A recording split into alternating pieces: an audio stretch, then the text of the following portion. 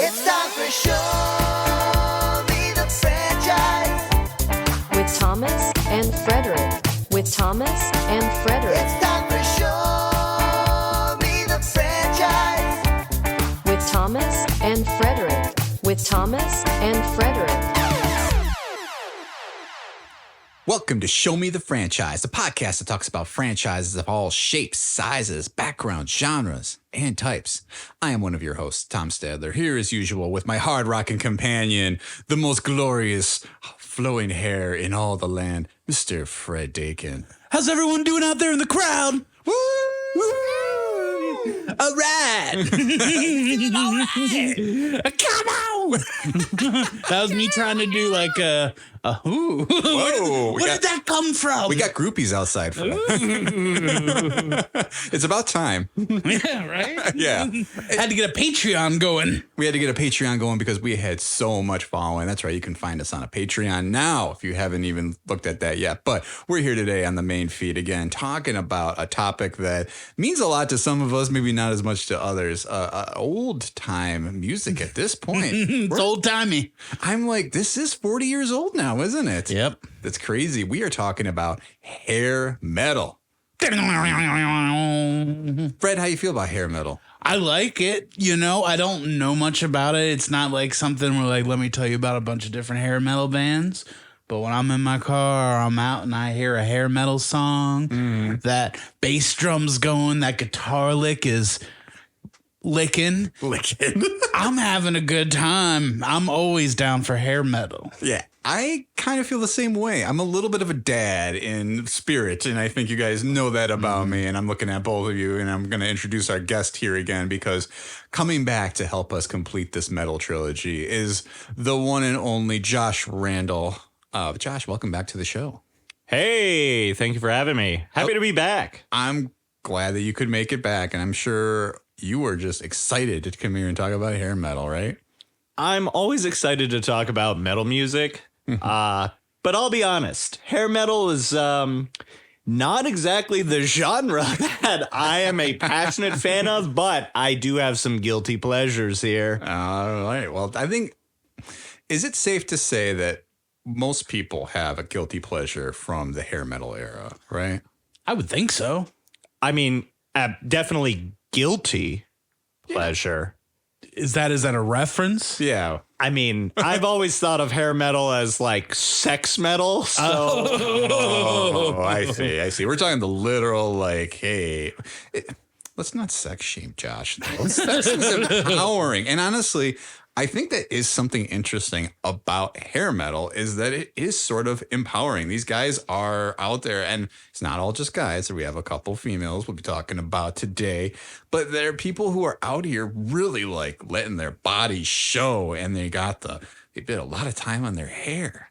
I would say it's actually you're spot on. It's a very empowering genre of music, I think, in terms of confidence in your image and everything like that.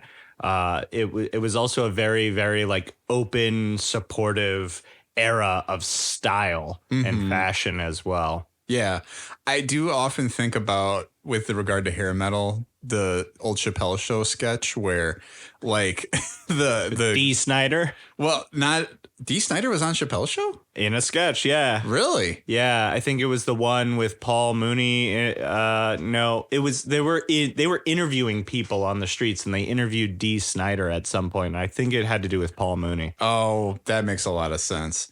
I was thinking more about like the games or the shirts versus the blouses conversation and just how they.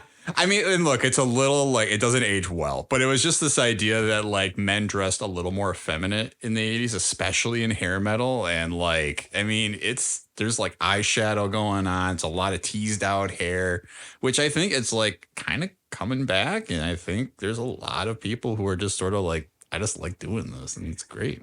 Yeah, my memory is crystallizing more on this now. It was Dee Snider getting interviewed for the Ask Paul Mooney like questions kind of segment that they had recurring. And Dee Snider, if you're not familiar, is the frontman of Twisted Sister, a classic hair metal band. And a frontman who often dressed in drag for the image of Twisted Sister and whatnot. And he's being interviewed to ask Paul Mooney a question. And it's basically like, what do you think of, he says, hey, Paul, what do you think of this? And he just turns around and like sticks his ass out to the camera. Classic D. Snyder. He seems like a good time. Chappelle, I feel like, has got to be a Twisted Sister or D. Snyder fan, because the joke that always stands up is him and his friend getting pulled over, his white friend who like doesn't care that the cops are pulling him over because he's not worried about it. Right. And he's like, my friend was blaring, we're not gonna take it. And that clip just like lives rent free in my head. Kind of like a lot of these hair metal songs. Indeed. And for those who are not familiar with hair metal, which is also called, and this is according to the internet, so take this for what you will, glam metal or pop metal. In fact, the Wikipedia entry calls it glam metal first and foremost, also known as hair metal. I think it's an interesting thing to say, because I think a lot of people, and we're going to talk about this in today's episode, have some issues defining what specifically is hair metal or glam metal or whatever you want to call it, because it is a lot of like pop influenced metal. It's more poppy than we talked about with new metal, even though that was very popular, right, and mainstream. But it's got a lot of like we talked about, big guitar riffs, a lot of bass, a lot of drums, a lot of like upbeat anthems and power ballads, like shit that people want to sing out at a bar, whether or not there's karaoke going on or not, right? Yep, and it's also hard to define a little, because something that we talked about in our like group chats, trying to define what bands are hair metal, what are not. It was kind of a big happening. A lot of bands who had been around for a while were like adapting it and kind of trying to make music to be a hair metal band or a glam rock band. Right. Follow the trend of what was becoming popular at the time. Right. Yeah, that is an interesting take. I think there might be a fine line between glam metal and hair metal. I think hair metal is definitely influenced by glam metal, but I mean, for example, there are glam metal bands that are very well known. Queen, I would say, is like poster child of glam metal. And I wouldn't exactly think of Queen when I think of hair metal. Which is interesting, though, because one, Queen also was a very long, well, I mean, all these bands of the 70s were long-haired bands, right? And you think, though, I have also heard like hair metal referred to as like arena rock sometimes, because it's a lot of like bands that would play like big arenas, and like they have these big ballads that people would kind of sing back to them. And the more you kind of go through it now, and it's like, actually, Queen does kind of fit a lot of that definition, but they have a very different style. And I think it's the same thing we're going to talk about, too, with a couple bands that sort of like influenced and in turn became part of hair metal, like a Kiss specifically. Yeah. Because like Kiss's old music is quite different than like their 80s music. Yep, and I'd say the same for Aerosmith. Absolutely. Yeah. Yeah. That's a really good example, too. When I was looking through our playlist, our hair metal playlist, like we had all these like classic bands that like, oh yeah, White Snake, Poison, whatever, Motley Crue, Guns N' Roses. And then the very end, there's like a section of like 5 Aerosmith songs. And I'm like, I guess it checks out, but I'm also not certain. Right. Yeah. Well, I mean, they're a group that really always adapted. I mean, they did a Run DMC song, you know, like they did a roller coaster at Disney. It's true. And I mean, it was honestly the Run DMC song that kind of threw me for a loop of like, these guys are considered hair metal? Like, it's like, how can you be doing a song with Run DMC in the middle of the 80s and then also making, Love in an Elevator, right? And it's like, that inspired the roller coaster. Right, because I agree, like, Aerosmith is hard for me to pigeonhole as just, like, a hair metal band. But when I think about, like, hair metal, Love in an Elevator, I don't know if that's the exact title, like, plays in my head just because that just sounds like a hair metal song to me. I think that is the title of the song, by the way. It's gotta be. What else is it called? I think it is. Love in an Elevator. We'll be playing a couple of songs by all these bands soon. But I guess one of the things I did want to ask you guys, because we obviously always talk about this too, why do you think hair metal has resonated even still 40 years later? Because honestly, like you think about a lot of these bands, right? And I'm just even thinking specifically, kind of interrupting my thought there for a second, but like Bon Jovi just had a documentary come out about them, and like wow, like what a crazy thing that they are still like relevant 40 years after their heyday. And it's like in a lot of these bands kind of fell off the map where they go and play like county fairs and stuff for years and years, but some of them still persevere, and like, or the Kiss, who pulls in huge crowds after how many years of doing that, right? And now they're retired, but yeah, no, I agree.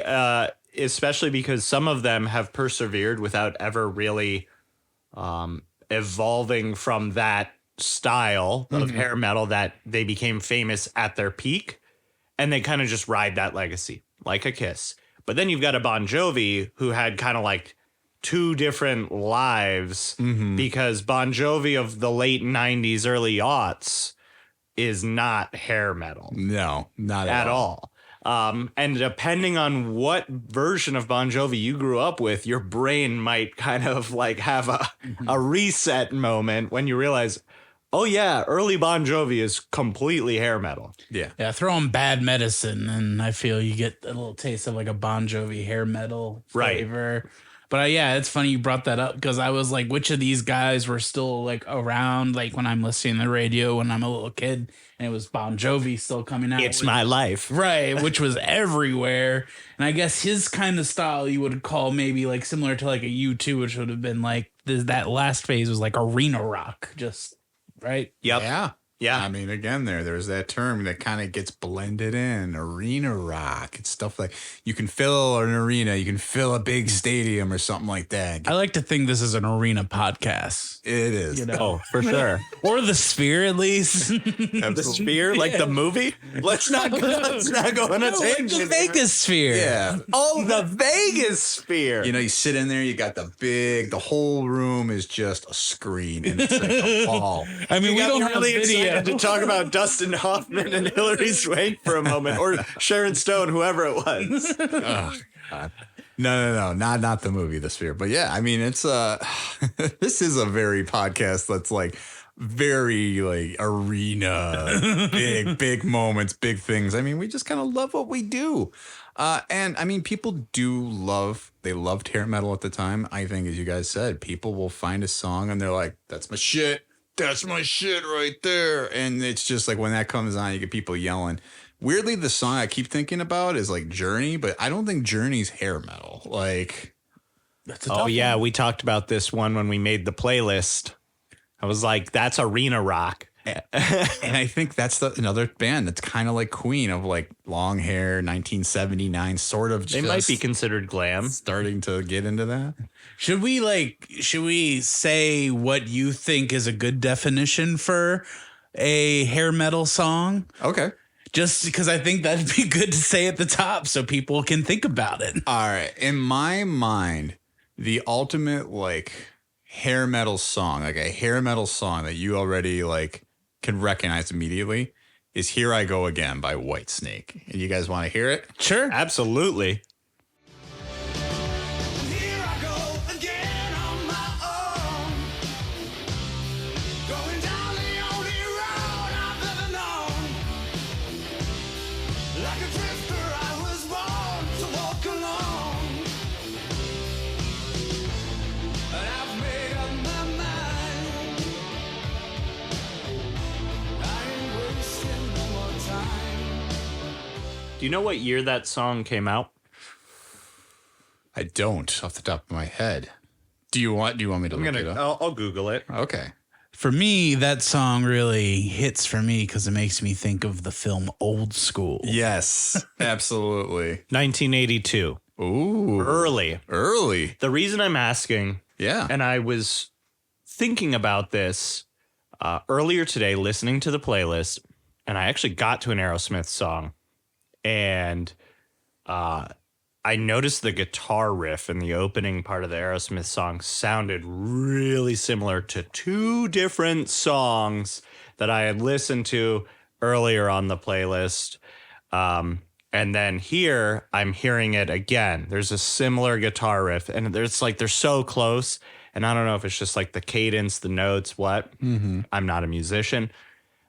It reminds me of that opening riff reminds me of The Stroke by Billy Squier, Oh, yeah. which came out maybe around the same year or slightly earlier. And I don't know that I'd consider Billy Squier hair metal, but that song is very recognizable when you hear The Stroke, that song.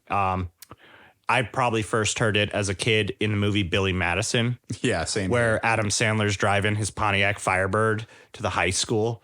And he's like, got his jean jacket. He sits out in front of his car, thinks he's all cool. And then like, it just shows how like out of touch he is with like the trends of that generation. Yeah. That song came out in 1981, Josh. So a year earlier. Yeah. But the Aerosmith song that I thought it reminded me of is on our playlist. And the Aerosmith song came out in 87 or 88. Okay. And the other song that the Aerosmith riff sounded similar to, along with Billy Squier, was Def Leppard. Pour sugar on me. Pour some sugar on me. But it sounded more like the Billy Squier riff. Interesting. And you'd probably have to like listen to all three of those riffs side by side, like you're looking at TVs at Best Buy to like hear the differences. But it's just interesting, like the influences of one band on another. Absolutely. And it's like, so Here I Go Again on My Own by Whitesnake, hair metal for sure. Billy Squier, The Stroke, I don't know that it feels like hair metal.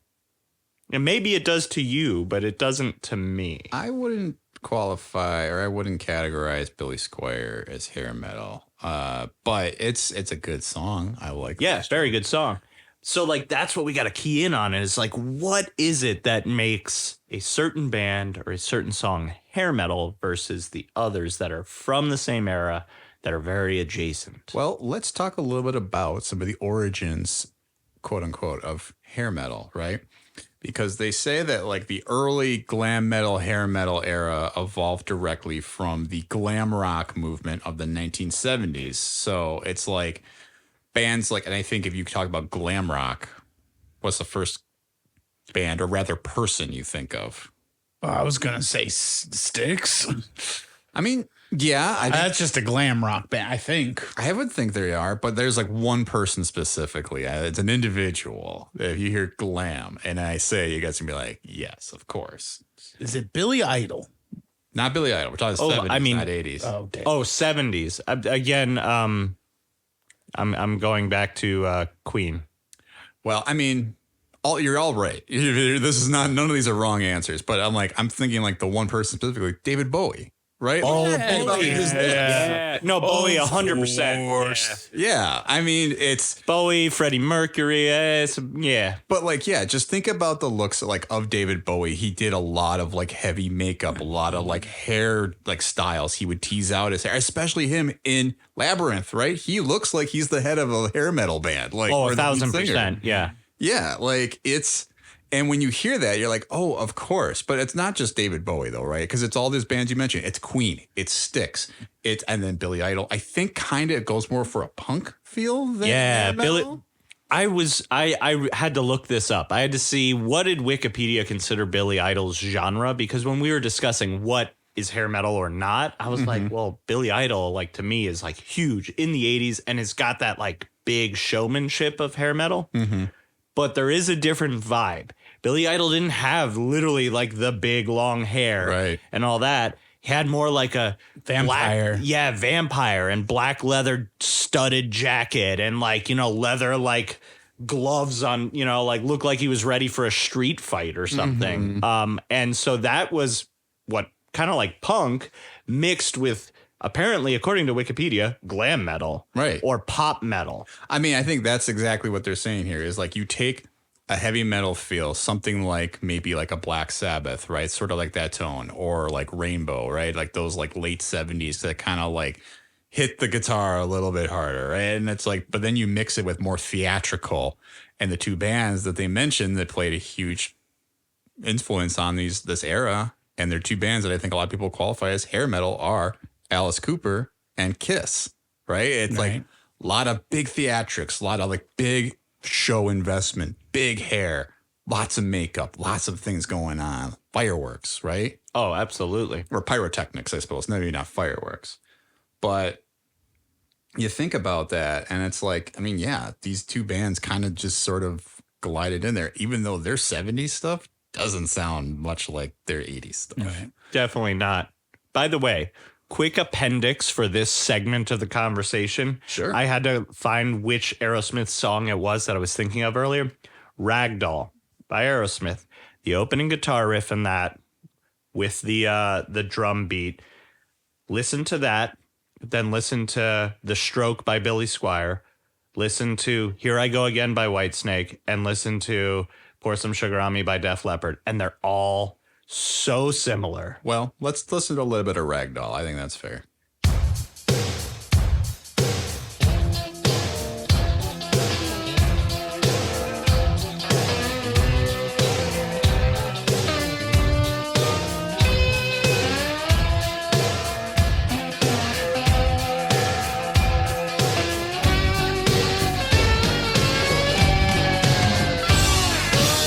Ragdoll, living in a movie. Hot tramp, daddy's little cutie. He's so fine, they never see you leaving by the back door. Man, hot time. I mean, it's a great song. It is a good song. And you still kind of hear, I don't know where Aerosmith's from, but their old music has like Southern style roots for sure. Absolutely. That slide guitar in there is very sweet emotion. Oh, yeah. Classic. That's one of my favorites. Oh, for sure. Which again, I think, but Sweet Emotion is also a song that I think if they play that during their 80s era, people are getting into that. Oh, for like, sure. They're like, this is not too different than Van Halen or Guns N' Roses. Well, I mean, especially when you're talking like slide and other styles of guitar play. I mean, Van Halen like kind of made tapping, didn't quite invent it, but like made it a whole thing, popularized that style of guitar play. Yeah, for sure. And I think, I mean, and speaking of, I think those are bands that kind of evolved out of these early versions of these things, because you do have to point at Aerosmith, Alice Cooper, Kiss, that were very much like, I think people would call them, yeah, like sort of like the arena rock, glam rock of the 70s, of like these big, like kind of like, but they're much more, I think you'd find them much closer to Led Zeppelin there than you would find them to, you know, in the 80s or closer to, yeah, Guns N' Roses, right? But, you know, some of the early glam metal bands that came on the scene, and I'm keep tossing that term out between, it's hair metal, glam metal. It's like Molly Crew. Classic hair metal. Yeah. Twisted Sister, Bon Classic. Jovi, Rat. But yeah, and I think, you know, you have these bands who start coming on the scene that have taken a lot of this inspiration from these other bands, and they have kind of fused these genres together to create something that's big. It's theatrical. It's loud. Like you said, a lot of slide guitar, a lot of like heavy bass riffs. Like I think of especially the beginning of Running with the Devil, and it's just like bow, bow, bow, bow, like Yep. kind of leads you in, and then you just sort of like bob your head, and then suddenly you get Eddie Van Halen rolling in with his guitar, and it's like, yeah, I think that's another song that, like Fred, you were like, define hair metal of the 80s. I would think that's kind of a, maybe not like the most idealistic one, but it involves a lot of instruments, so you can hear it very well. Should I play it? Sure, go for it. Yeah, it was That's the fun part. it was good enough to be our, introduction to Little Nicky. Yeah. Oh, that's how I honestly remember the song now. I mean, Right. Thanks to my childhood and being really engrossed in film.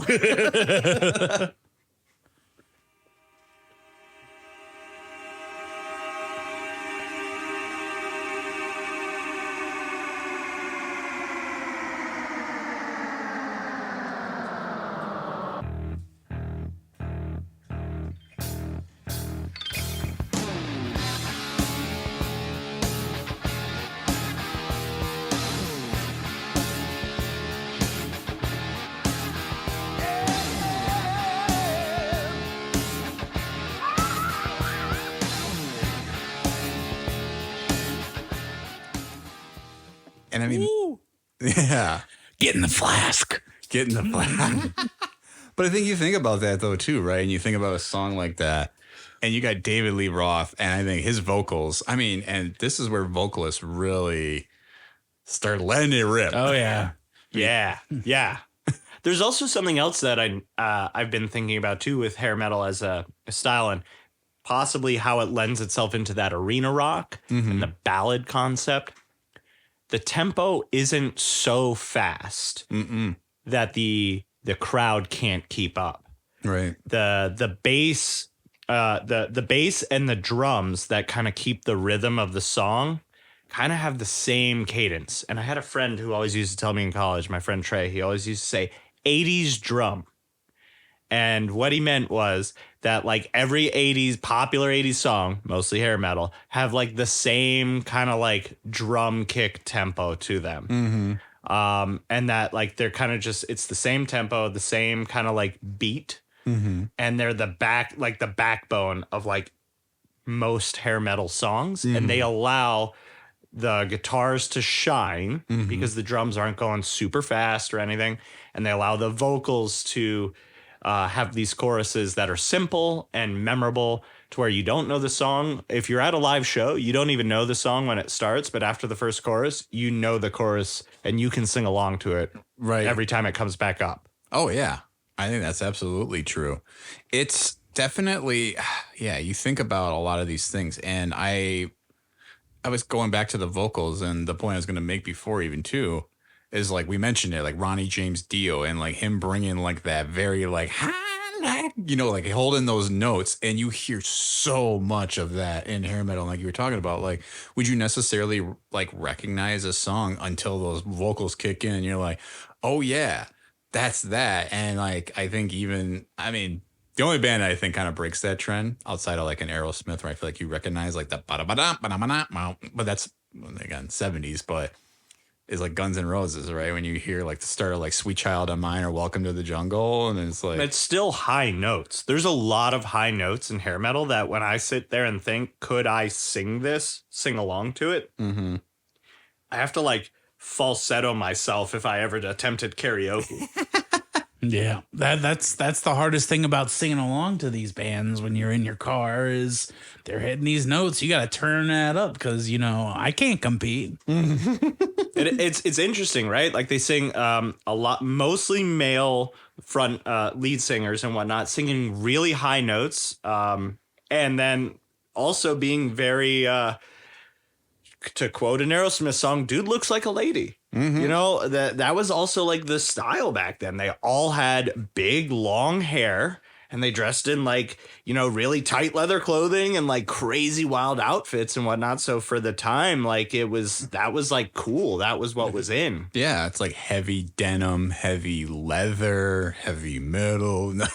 But Yeah, it's like hair metal is kind of like the majority of music embracing that kind of thing you're talking about with David Bowie, or I'd even go like the underground New York scene, like Lou Reed and all them. yeah, You know, they're kind of wearing what they want, wearing makeup, doing what they want. I think hair metal is kind of the ushering it into like the main stage. yes, A little bit. that's a great point, because yeah, I think it is as much about the look as it is the sound. And you definitely see it. It's like a lot of tight fitting clothing, like spandex specifically. Like we were talking about David Lee Roth before. Like that guy wears spandex pants up on stage, probably even still today. And he does a lot of kicks. He does a lot of high kicks. Love a kick.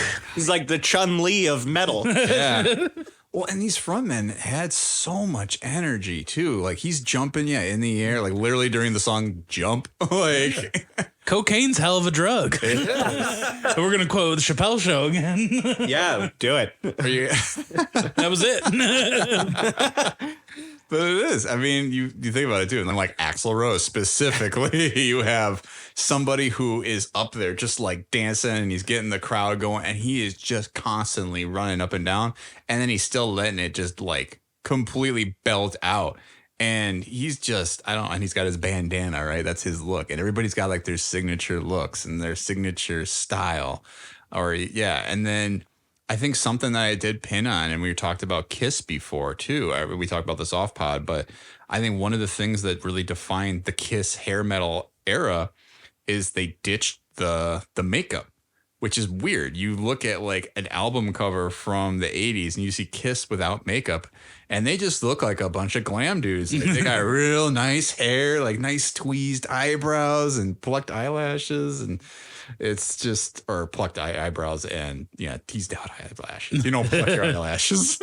Have you heard? No, that'd be painful. The interesting thing about what you mention is that to me, when I think of hair metal, I think of Kiss with the makeup. I don't think of them at all without the makeup. I think Kiss with the makeup is peak hair metal. Like that is like where like that's the top of the iceberg. Yeah. And then everything else is like kind of like trying to reach that height. Let's dig in a little bit on Kiss, because I think this is really, there's no band that I think understood the assignment more and probably influenced more of these bands than Kiss, right? For sure. They have big shows, lots of pyrotechnics, lots of makeup, lots of lights, lots of everything, style. That's like been their calling card since day one. I don't think hair metal exists without Kiss.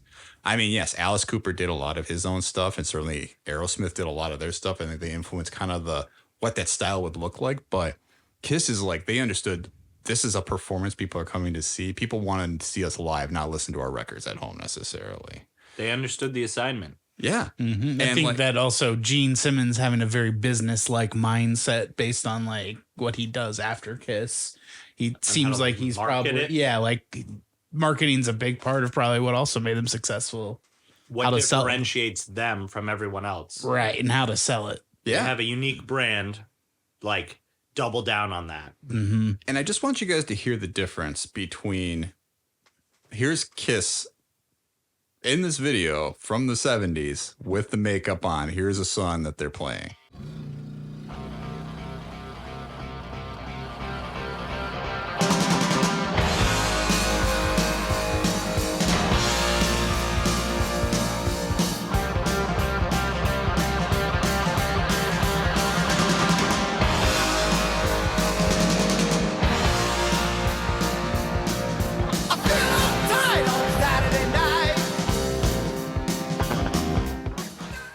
So was that Love Gun? There's Detroit Rock City.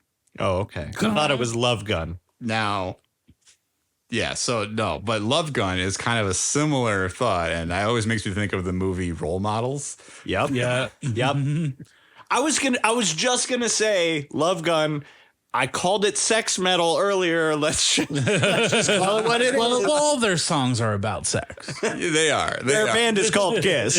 They absolutely are. But now, here is a video and a song from the 80s. I'm going to make a point off of this song, because this is the song that, to me, defines Kiss in the 80s. This is 80s drum. Right? That's 80s drum. Uh-huh.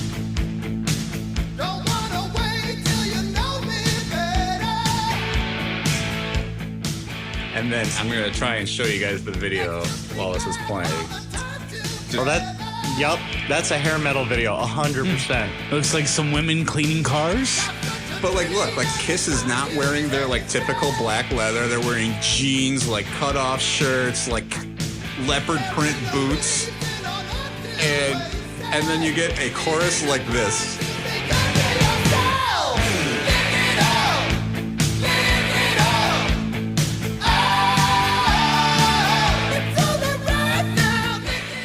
And it's very different. You're absolutely right. It's very different. And it does sound like 70s rock versus 80s rock. Absolutely. And it's there is a clear separation in my mind between the Kiss that's that you're hearing in the 70s playing the big loud arena, and then you have them who are just embracing this era and wanting to look like Aerosmith.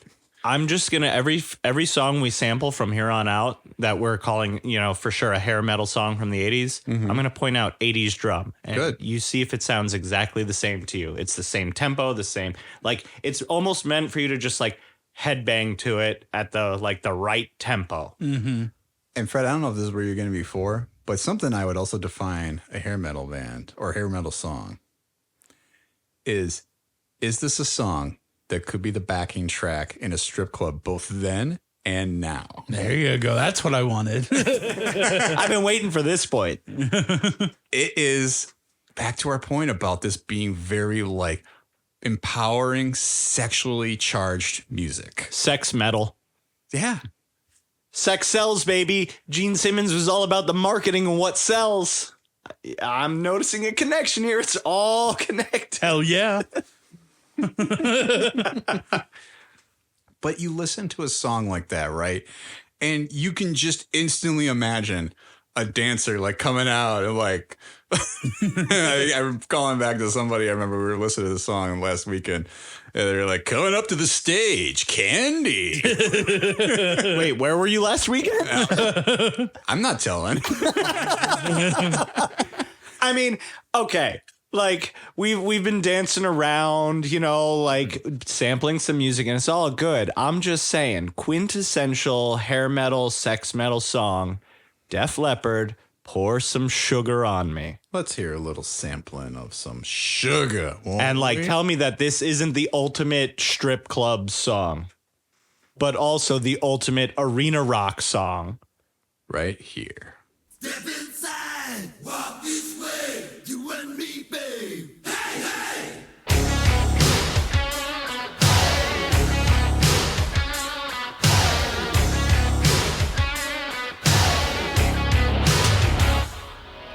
Yeah, we like a bomb, baby, come and get it on. Living like a lover with a red iPhone. Looking like a tramp, like a video bam. Demolition woman, can I be your man?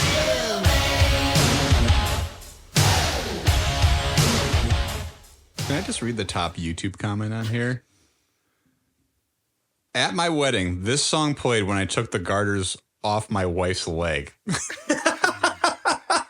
It was one of the best moments of the night. These are the type of people that listen to this.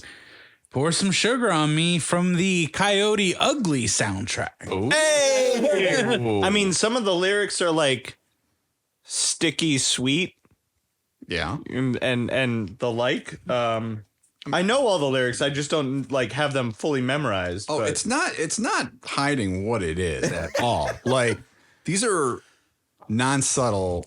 I'm fine with giving that number one, but I might throw Bad Medicine by Bon Jovi is pretty up there for if we're in the this is a good lap dance song section of the podcast. I mean, it is definitely. I mean, what Bon Jovi song from the 80s is not a good lap dance song, right? I agree. But also, here's what Fred's talking about.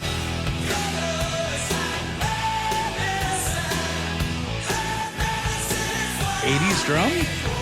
This is 80s drum. Yup. But also, yeah, this is a lap dance song for sure. Yeah. Wait. But you hear the 80s drum. If you just listen to the drum beat. Pour Some Sugar on Me has it. I think the tempo is slowed down. Like they put it at half speed and they emphasize the drum strikes. So they're like big and boomy, but it's the same like cadence. This though, like 100% Bad Medicine. That's 80s drum. Yeah. And you can hear it every single time. It's the same calling cards. A lot of like big riffs that repeat, like bam, bam, bam, bam, bam, bam, bam, bam. Like these guys are just making love to their instruments up on stage. And I will say one band that they probably have plenty of songs that have this drum beat, but I will say Motley Crue, when I think of them, I do think of they're one of the hair metal bands that do a little more drumming. Tommy Lee has some faster paced drumming. I mean, when I think of 80s drum, I think I imagine Tommy Lee. Oh, yeah. Like I said, there's a lot of Motley Crue songs that are doing that. But I think of like Kickstart My Heart and songs like that. They have a lot of songs that are like Dr. Feelgood. Right. Also sex metal. But let's both of those songs, Kickstart and Dr. Feelgood. Let's hear a little bit. And girls. Like Motley Crue is literally the definition of it. Guys, we'll talk a little about Motley Crue because I'll give you guys a take after this.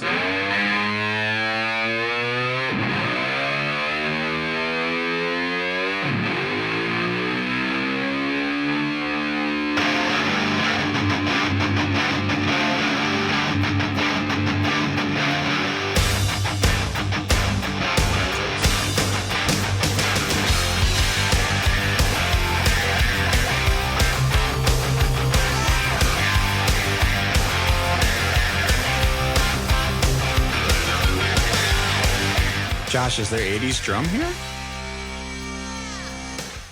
I believe it's 80s drum, but faster. It's like maybe 1.5 or 2 times the speed, but it's the same 80s drum. Whereas Pour Sugar on Me was like half speed.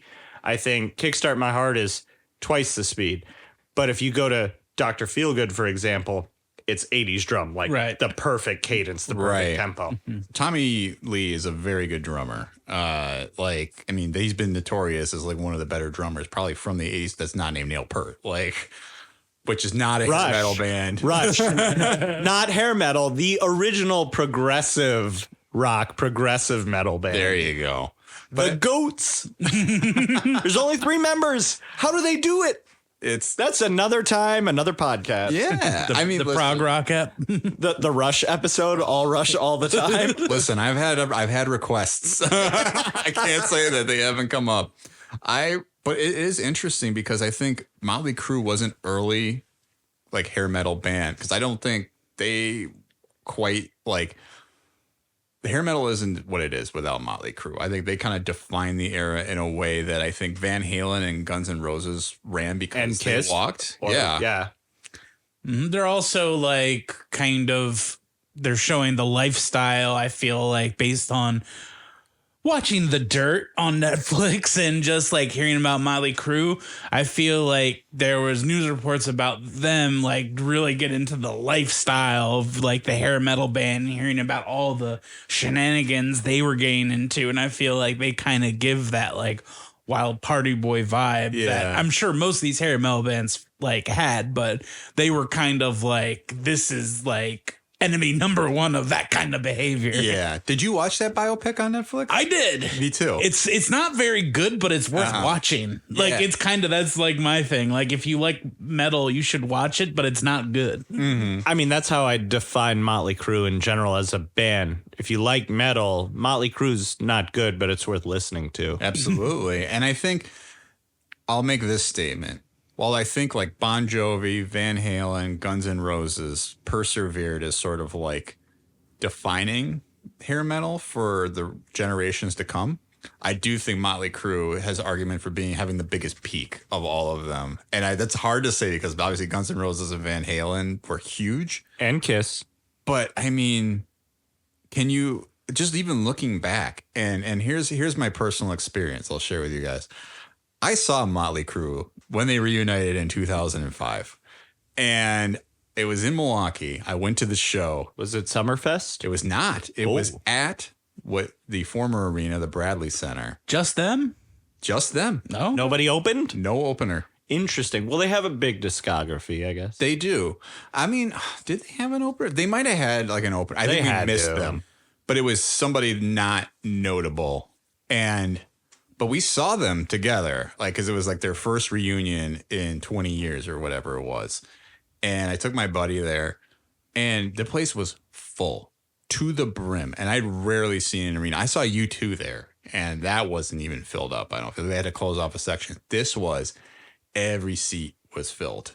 And I was like, this is crazy. And everybody there was. Every seat in the Bradley Center arena was full for a hair metal / arena rock band. Mm-hmm.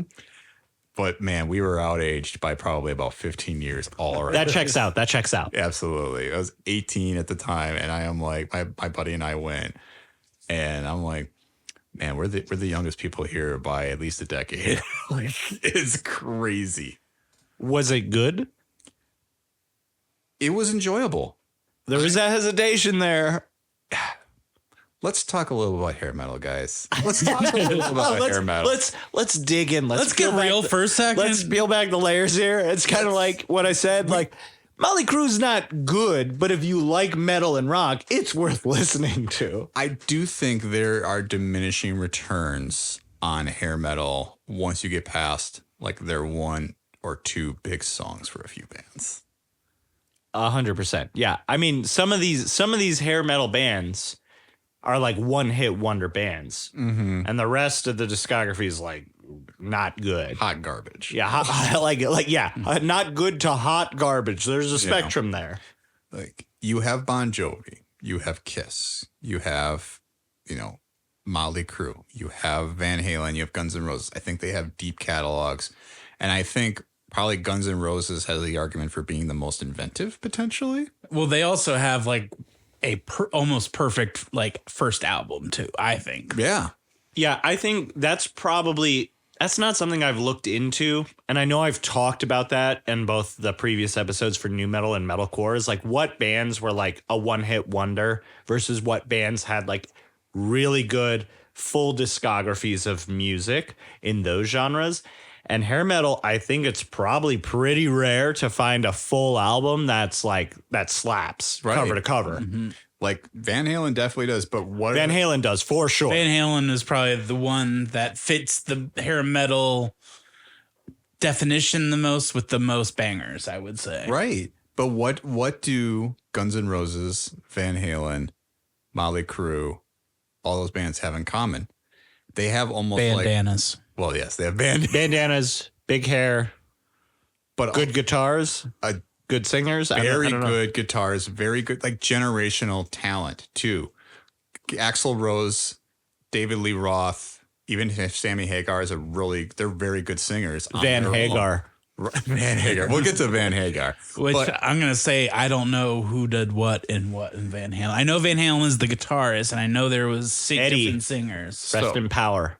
I think Eddie Van Halen and Slash are like 2 arguments for 2 top 5 like guitarists? greatest guitarists. 10 for sure. I think Eddie was actually like officially rated the 4th greatest guitarist of all time.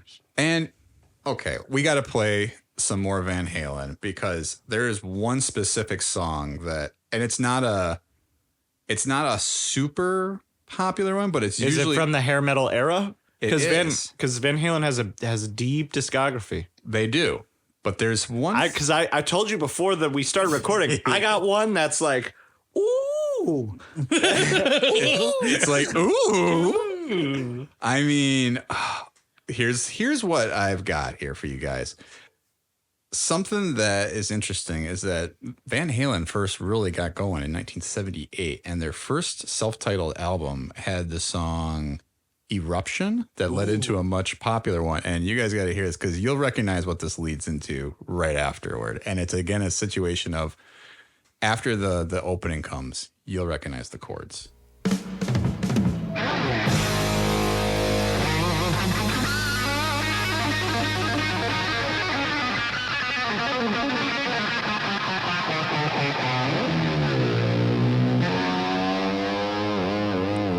So on the radio, they usually start with this song and then it kicks right away to the next track. It's one of those they always play them together, right? Yep. Because it's just like a full intro solo kind of thing where Eddie's just riffing. Yep. Tapping like crazy.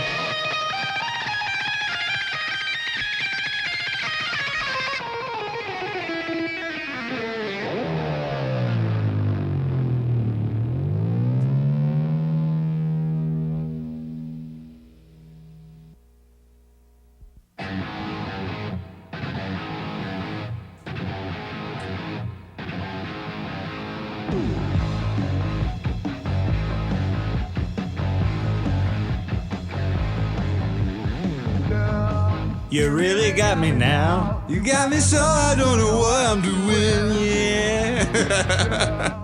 It's a real like 60s song with like a metal overlay, isn't it? I agree with you. It gives me that like 60s, 70s rock, like classic Like rock The Who. vibe, like The Who, Led Zeppelin, and similar acts from that era. Well, You Really Got Me is originally by the Kinks. Maybe that's why. That's why. It's a cover. Yeah. Hey, Yeah. hey. So that Eruption is kind of just Eddie Van Halen just showing off of his Literally, skills.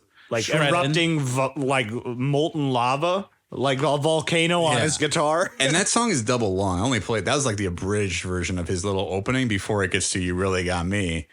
And yeah, I mean, that's again, 1978. They're throwing it back to, I mean, some of the godfathers of rock and roll with the Kinks, right? Like they influenced so many people.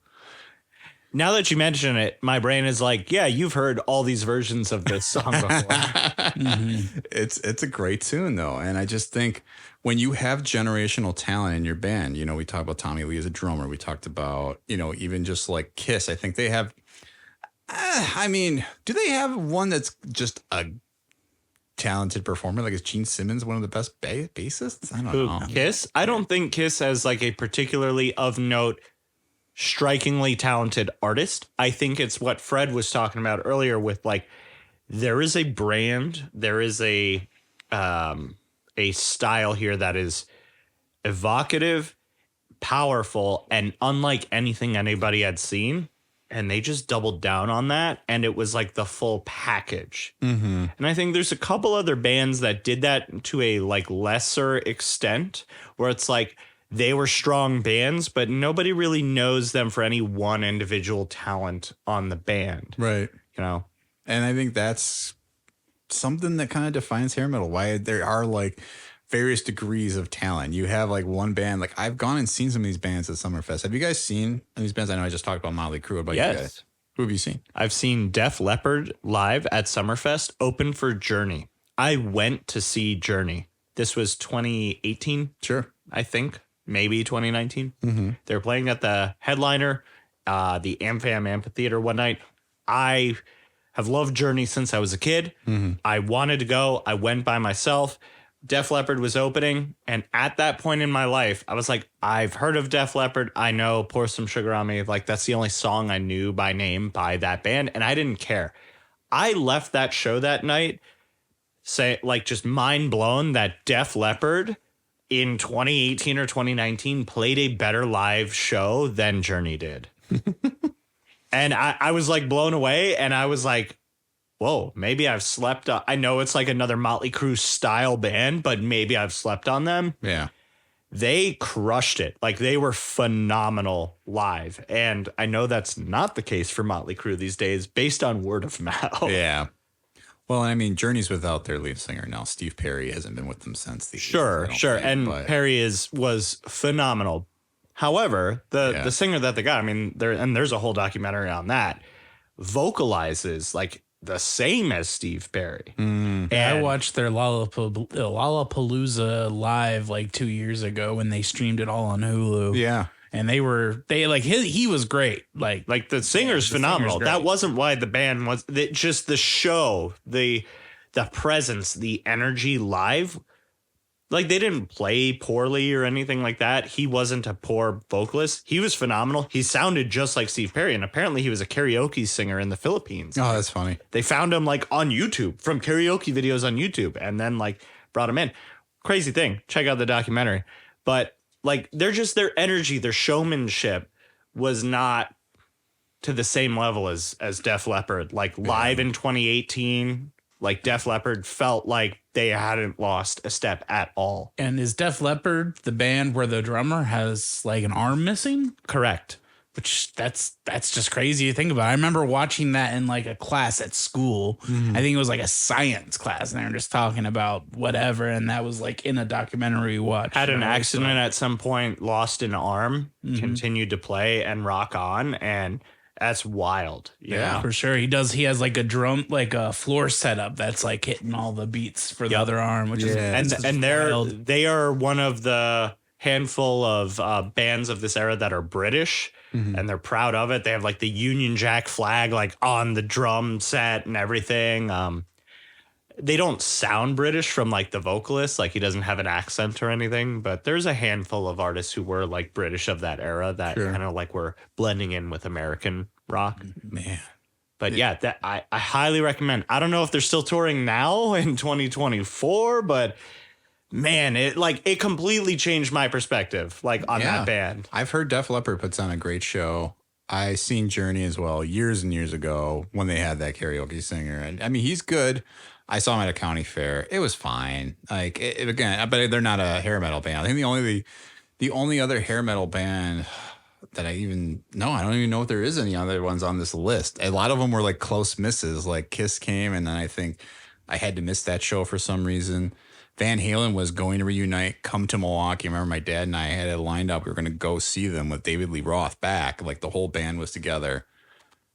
They had Eddie Van Halen went to rehab like 2 weeks before the show. So, all right. I also saw Van Halen in like 2012 in that reunion tour with David Lee Roth. Really? I saw the last show they did on the tour before Eddie and David got into a fight, and like they canceled the rest of the tour. It was in Orlando, Florida. They had Kool and the Gang open for them. That's fun. Yeah. How was it? Oh, it was amazing. It was also Eddie. I think that was the debut tour where Eddie featured his son Wolfgang. Oh, sure. Playing guitar with the band. And like his son is probably younger than us. Like he's probably early 30s.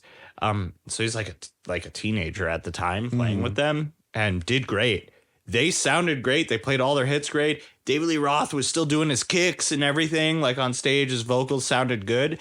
It didn't feel like hair metal though, like presenting it, because they were all older. They didn't have like the flash, the style, the theatrics. Right. It just felt like, oh, I'm seeing Van Halen, like in their, like heyday, or like in their past their heyday, past their prime. And it was great, but it was also wild. Like I appreciated it in the moment because I always grew up loving them. Yeah. But it was not like it didn't have a hair metal vibe. I could see that, but that's interesting. Man, I'm jealous you got to go to that show on that tour because, I was so bummed when it got canceled. And I was like, well, I guess. And then years later, Eddie Van Halen died. So then it's like, well, that's kind of the end. Like, without Van Halen, what's the point? Right. It's like, I mean, he has his brother who was the drummer, I think, but still, it's just not the same. Not the same. It's not what you want. Yeah, you want to see. Which, like, Eddie Van Halen, I mean, so big at the time. He's plays the guitar solo on Beat It, Michael Jackson's song. Like, that's the type of level of huge he was that people recognize his talent. I think Slash had a couple cameos too, right? What was that? For sure. What was the band that was like Guns N' Roses? Velvet Revolver. Right, it was. And every time I'm falling down. That was Slash and Scott Weiland? Yeah. And Scott Weiland, lead singer at Stone Temple Pilots, right? Yeah. Yeah. Which I think I saw Stone Temple Pilots with Scott Weiland, but I did not see Velvet Revolver. Well, you saw the greater of those two. Probably. I saw Velvet Revolver once at a concert festival in Orlando when I was in high school or college, and they were not good. I bet. But I think it's something to be said that all these bands are still performing. And there's one thing we really haven't hit on here yet, guys. And I know we're deep into this episode a little bit, but there's one thing that hair metal has going for it. As much as they like to get big and really rock it and bring the speed up, they also like to bring it down a tick. And something that really defines, I think, hair metal, or at least according to these fine music scholars online, is the ballad.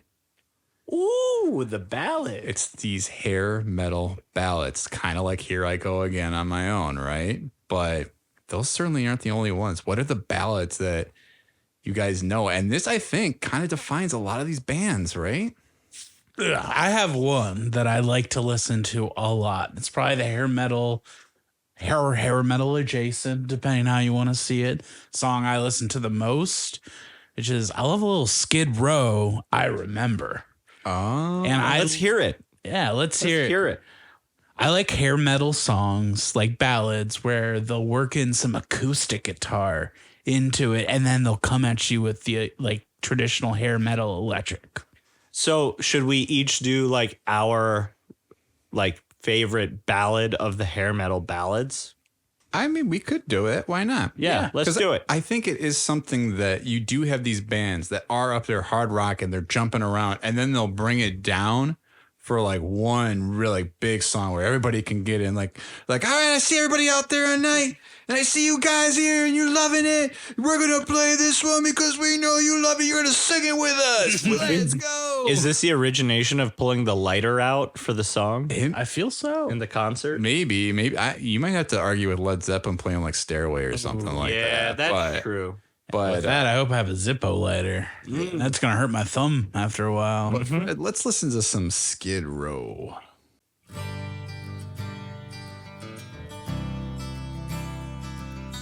Kind of like you mentioned, that acoustic guitar right away. Yeah. Woke up to the sound of pouring rain. The wind would whisper and I'd think of you. And all the tears you cry, they call my name. And when you need out of me, I came through. Paint a picture of the days gone by.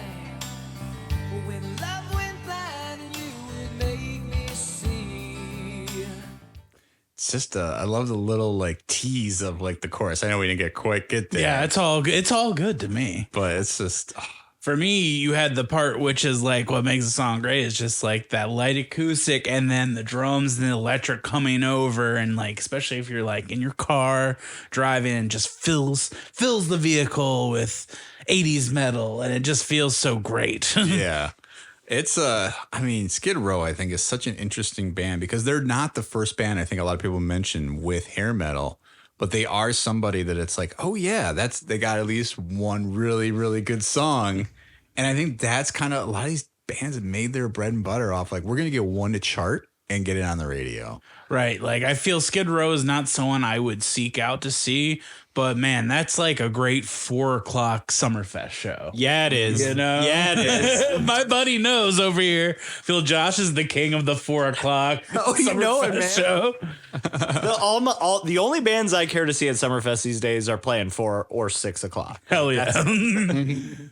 What about you, Josh? What's a ballad that you know? So this is going to be out of left field. This is going to be a take, and I think it's a sexy take to go on with the sex metal. Heart, These Dreams.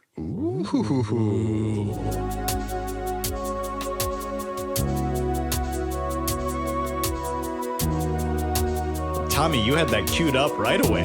You knew. Sometimes I have a feeling.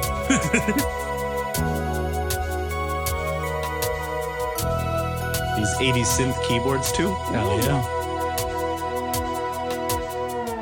Spare a little candle, save some light for me. Figures up ahead, moving in the trees. White skin in linen, perfume on my wrist, and the full moon that hangs over these dreams in the mist. These dreams go on when I close my eyes. Every second of the night, I live and Hell fucking yeah. I was vibing over here. I was too. Which, like, let's talk a little about Heart because I wouldn't have pinned Heart as necessarily a hair metal band, but they absolutely adapted to the era. And I would, because like you go through the lists, and boy, Barracuda to that. you can tell there was some dudes making these top bands of hair metal lists because I'm like, like you're trying to pretend that there aren't like women who are doing this. And yeah, Heart absolutely. And going from, like Crazy on You is very much a song of the 70s that bow, right to like doing a song like that. Yeah. And when you watch the music videos too, the music videos, like the style changes completely from like literally how their hair is like styled, the outfits, just the way they shoot the music video. Yeah. There like you were showing us the Kiss music video earlier and you're like, is this not a hair metal music video? And 100% was. Like there's a music video style to hair metal too. I love some ladies that rock. I don't know about you guys. You know, I'm going to say it here. I love some ladies that rock too. Yeah. I love some ladies. If they rock, it's a bonus. But I think the 80s might be one of my favorite eras for women bands like Pat Benatar. And I mean, these aren't even all hair metal bands, but like, the Bangles and like the Go-Go's. Like I'll listen to all that because those songs kind of hit. And then because I'm like, there's really no other era where you get a lot of female bands like this that really are out there, other than maybe like the late aughts, and you have like the Yeah Yeah Yeahs, like, or that has just one lead singer, right? Evanescence and Flyleaf. There you go. Well, nowadays we got Hailstorm, I guess. That's true. Who does the till now I only got by on my own. I never really cared until I met you. Oh man. And then it chills me to the bone. I don't know, but I want you to keep singing. How do I? Because I don't know the words. It's not great. To hold on. Yeah, Yeah, I would have to put you into SoundCloud or something like that. Like, do a little song. Hey, I'll work on it if you want to. Hey, Freddie, I hope you sing that at karaoke the next time we go out. Oh, God. There's a part in that song where she does like scream belts, though, is the problem. If you do that one, I'll do hearts. Wait a and minute. streams. Wait a minute. Fred, is the song you're thinking of? Yeah. You're gonna laugh. Is this it? Yeah. You know what band this is? Yeah, I know what band it is. I sound like an idiot. I still don't know what band it is. Look inside yourself. Look at a very specific organ that we may have just talked about. Heart.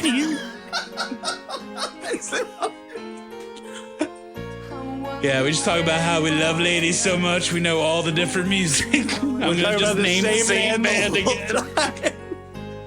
All right. And the night goes by so very slow. We gotta get to the. I know. If the we part. talk over it, it's legal. We can talk. Yeah. Yeah, But I think it fair goes use, down fair for a use, second. BB. We're making it better. We're adding Oh, yeah, commentary. here we go. Till now, I always got by on my own. I never really cared until I met you. Oh yeah. Oh my God. Yeah, that's a real Beautiful. That's a real Fred parked outside Taco Bell at 9:30 at night, Yes. just singing into like my Dude. Mountain Dew. 80s heart's better than 70s heart. I'm just saying. Whoa. Okay, dude. Hot take. Oh, these guys are taking their shirts off. They're about to fight. Oh boy. You want to talk about Magic Man?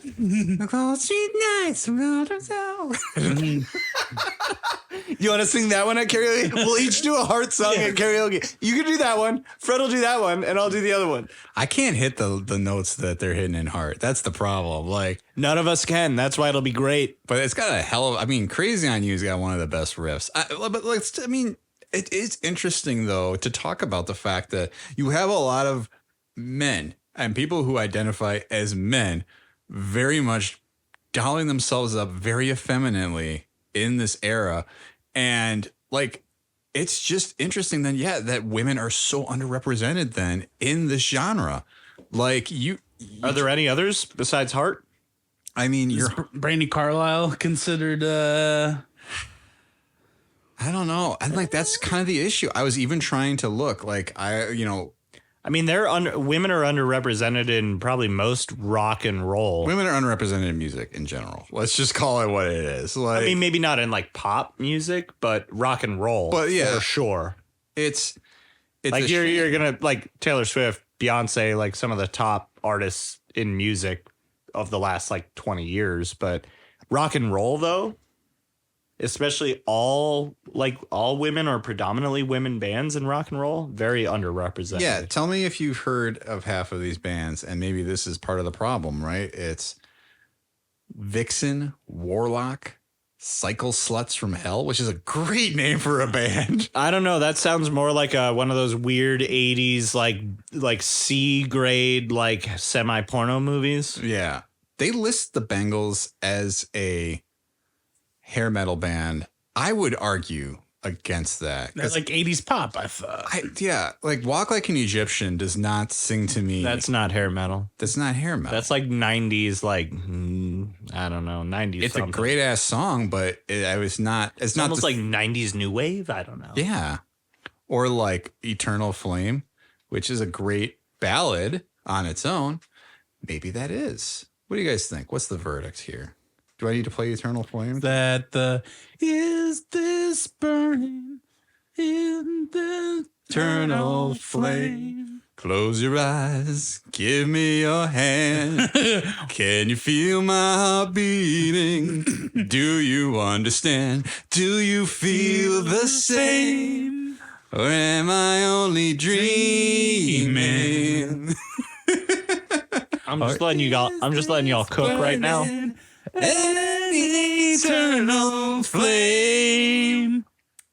I might give that one to them. Maybe they're onto something. I think we took a detour, but I like it. I like it. You know what? It's a worthwhile detour because it's worthwhile talking about how over masculine this, or masculine. Again, it's like, it's such a weird thing because it's a lot of androgynous looks. And we talked about Dee Snider already going straight out in drag. And like, and I think he's been a biggest defender. I think at first when he was doing like those I love the 80s, like, you know, shows on VH1, he's like, oh, I'm so ashamed. But now he kind of embraces it again. He's like, yeah, like, what was the problem? Like, and there shouldn't be a problem with that. It was probably a result of the times and the culture and the era changing, that like it was made to like make him feel guilty about it. And he probably had an immediate reaction of like, oh, I guess I kind of do feel bad about that. But then he had some time to process and was like, well, I never had any bad intent. I was actually doing it in full support and like solidarity. Right. You know, and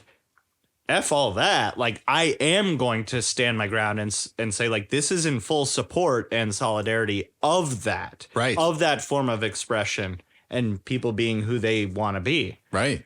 And he stands by that today in 2024. Yeah, very outspoken, very strong advocate. I have a lot of respect for Dee Snider. Absolutely. Listen, he's not necessarily like gonna go on RuPaul's Drag Race or anything like that, but he definitely is not gonna like close the door on them. He's gonna be like, no, y'all should watch that. You all guys should support drag shows and drag queens. So yeah, I don't think he would go on it, but I think he would absolutely 100% support. And like if they asked him to be a producer, he would totally do it. For sure, all that kind of stuff. For sure.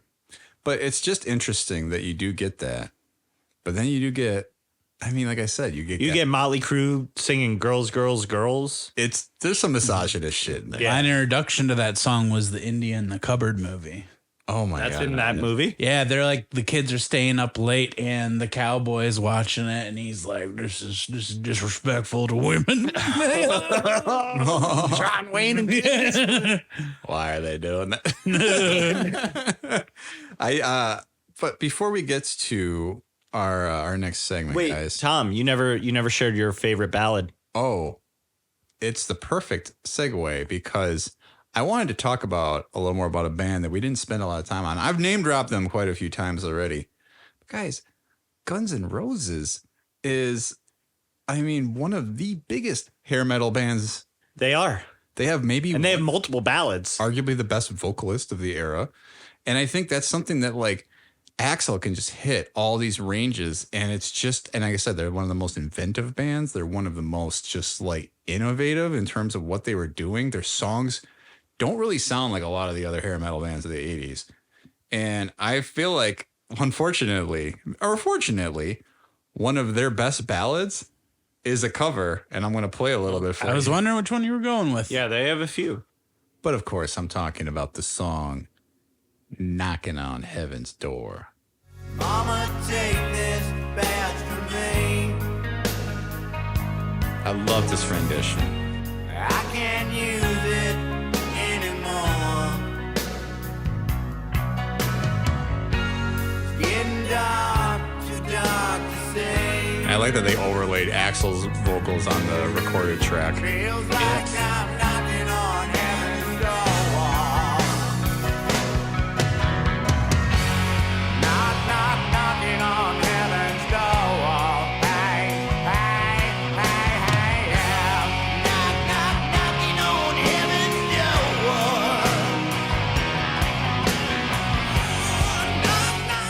It's just I think it's interesting that they take a song that wasn't necessarily a ballad, even when it came out, right? I think it was just sort of Bob Dylan just, you know, doing this war protest song and making it, and then they're just like, you know what, we're gonna just sing this and we're gonna make it something different and turn it into an 80s ballad. And I love it. I don't know. It's just it hits right here in my heart. It does hit. Slaps. Yeah, I was just a gentle slap though. I was really happy you weren't going to play November Rain. I like November Rain fine, but it's not one that like hits the sweet spot for me like that or Patience. Yeah. I don't love November Rain. That's maybe the one GNR song I'm like lukewarm on. Mm-hmm. But the rest of them, I'm like, you throw on a little GNR any time of day, I'm going to get into it. And there was another band that, boy, I really considered going and seeing, but the ticket prices were pretty outrageous. Yeah, and Axl sounds a bit rough these days from like videos I've seen. You know, Slash has still got it, but I was expecting Sweet Child of Mine, to be honest. So Is Sweet Child of Mine a ballad though? I would count it as about as much as I would Stairway to Heaven, because it kind of has like a slowish, but then it kind of gets into like that fast metal. Is Stairway to Heaven a ballad? Oh, here we go. We're are defining. we going back to the what constitutes pulling out your Zippo lighter concert? I mean, if it's a strip club test is part of hair metal, The strip club test. then Heard it here first, folks. I guess Sweet Child of Mine, I would not light my lighter for. because I think you also have weird ass songs like Photograph that people would take out their lighter for. Nickelback? Like a Nickelback. Like, look at this photograph. Are you sure they're taking out their lighter or are they taking out photographs? Well, they're probably taking a lighter, a gas of gasoline, just because they don't want to hear it anymore. I mean, nowadays they're pulling out their phones, which have both photographs and lights. Yes, true. Well, I used to have the Zippo app where you could flick open and Right, everyone uses the phone instead of a lighter nowadays. That is funny. Which I remember, guys, I'm old enough. I remember going to concerts and literally bringing a Zippo lighter specifically to wave it during a song. Not because I was a smoker or anything. I just wanted to have a lighter to hold out and wave. That's one of my first Summerfest experiences years ago. All right. I don't know if I've ever done that. Maybe at the Bone Thugs I've not brought a concert. lighter just for that experience. No, I've never carried a lighter in my pocket. I usually have one like in the junk drawer. Yeah. That's about it. But then it's nice because then if you had cute girls who were like, hey, you got a lighter? I do. I guess I'm revealing a lot about myself, never carrying a lighter in my pocket. This is just the kind of guy I was when I was 16 or whatever. Resourceful. But I guess, guys, this is something I did want to kind of get into as well, and using that as a segue. I'm talking about our Show Me the Franchise segment, and I want you guys maybe to show me this franchise with hair metal. And I guess it's hard to do a coulda, woulda, shoulda with regard to this, because what is there really like that you would want to have seen different? But maybe there are bands that you would still want to see if you had a chance to, or maybe a band that when they were together, like a Van Halen with Eddie Van Halen, since Josh was the only one who got to see it, that you would want to have seen back when they were in their like heyday. Josh, you want to kick us off? Ooh. Yeah, that's tough. I mean, we've been talking about how a lot of these like classic pinnacle hair metal bands have not stood the test of time, like and aren't necessarily quote unquote good live anymore. Mm-hmm. So I think for me, getting to see in their prime a Guns N' Roses or a Motley Crue would have been really cool. Heart would have been also awesome because, you know, as we just gave a lot of love to Heart in the last segment, that would have been neat. But I mean, I was very fortunate in that I got to see both Van Halen and Def Leppard in the twilight era of their band careers, and they were both still really rock solid. Unfortunately, I guess I'm disappointed that I'll never get to see Eddie play again. And that's going to be tough because he's one of my all-time favorite guitarists too. Yeah. I'm happy that I got to see Van Halen with David Lee Roth as opposed to Van Hagar with Sammy Hagar. Nothing against Sammy. I like David Lee Roth better. Sure. But I mean, like I said earlier, Def Leppard was such a surprise, a pleasant surprise and a revelation. So I mean, if I can see them again, if they're still going to be touring and whatnot, I would expect like they're still going to put on a great show. I guess disappointed I never got to see Guns N' Roses, Motley Crue, and maybe Kiss in their primes because they're all, you know, great. Yeah. And they had multiple great songs for what they were. I say great loosely because I don't think Motley Crue's a great band, but in their prime for what hair metal is, they were great. Probably. They would have been a lot of fun to see. I think it's funny. I did want to, before I pass it off to you, Fred, and get your take, I did want to make a note on like Van Hagar versus Van Halen because we didn't get into that. I have the hot take or the hot opinion of I don't pick a side. I kind of like both. And I've always kind of been like that with music. People are like, are you Beatles or Rolling Stones? It's like, I like both. Are you Backstreet Boys or NSYNC? I like both. Like they're... Yeah, you do. Why do I have to pick? why do I have to pick? Like, just give me a little slice of this when I'm in the mood for that, and when I'm giving a little slice of that when I'm in the mood for this. What's like the most popular Van Halen song where Sammy Hagar's singing? Right now? Just in general. Maybe. Overall. That was a who's on first situation. Josh answered right now is the song. Oh, it is? How does it go? Right now. Ow! They all kind of go like that, though. Yeah, that's Van Hagar. Because, like, when I hear Van Halen, I think what David Lee Roth sounds like. Yeah, he's like the, ooh, I'm singing, ah, and then he does like some of that. Sammy Hagar has a higher pitched voice. Okay. Can I play one of the songs that I think might be well known to us specifically? Because I know Right Now is a popular song with Van Hagar, but this one specifically, I want to see if you guys recognize it. I got to play it. World turns black and white. Pictures in an empty room. Your love starts falling down.